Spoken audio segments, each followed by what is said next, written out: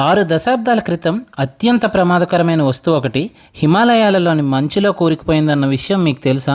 అవును, 1965లో cold war పీక్స్లో ఉన్న సమయంలో చైనా తన మొదటి అణుపరీక్షను చేసింది. చైనా ఒక న్యూక్లియర్ టెస్ట్ చేసిందంటే అది చైనా వాణిజ్య శత్రువైన అమెరికాకు, అలాగే సరిహద్దు పంచుకుంటున్న మన భారత్కు తీవ్రమైన ముప్పుగానే పరిగణించాలి.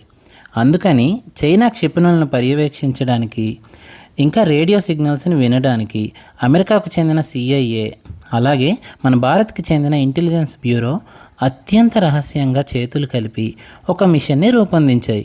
ఆ మిషన్ పేరే నందాదేవి న్యూక్లియర్ స్పై మిషన్. ఈ మిషన్లో భాగంగా ఉత్తరాఖండ్లోని 7,816 మీటర్ల ఎత్తుగల నందాదేవి శిఖరంపై అత్యంత శక్తివంతమైన పరికరం ఒకటి ఏర్పాటు చేయాలని నిర్ణయించారు. అయితే దీన్ని వినియోగించడానికి అవసరమయ్యే పవర్ కోసం ప్లూటోనియం 238 ఉన్న RTG జనరేటర్ వాడాలి. అయితే 1965 అక్టోబర్లో పర్వతారోహకుల సహాయంతో ఈ పరికరాలను మోసుకెళ్లారు. కానీ విధి మరొకటి తలిచింది. భయంకరమైన మంచు తుఫాన్ వాళ్ళని చుట్టుముట్టింది. ఆ పరిస్థితిలో వాళ్ళ ప్రాణాలను కాపాడుకోవడానికి ఆ విలువైన న్యూక్లియర్ జనరేటర్ను ఒక రాతి గూడులో వదిలి బృందం కిందకి దిగిపోయింది. మంచు తుఫాన్ తీవ్రత తగ్గిన తర్వాత వారు తిరిగి వెళ్ళగా అక్కడ మంచు తప్ప ఏమీ లేదు. భారీ హిమపాతం కారణంగా ప్లూటోనియం జనరేటర్ ఆ మంచులోనే మాయమైపోయింది. 60 ఏళ్లగా ఆ ప్లూటోనియం కోర్ హిమాలయాల మంచులోనే ఉంది.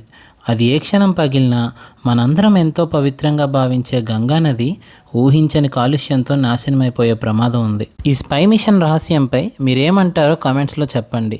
ఇలాంటి మరిన్ని ఇన్ఫర్మేటివ్ వీడియోస్ కోసం ఛానల్ని సబ్స్క్రైబ్ చేయండి.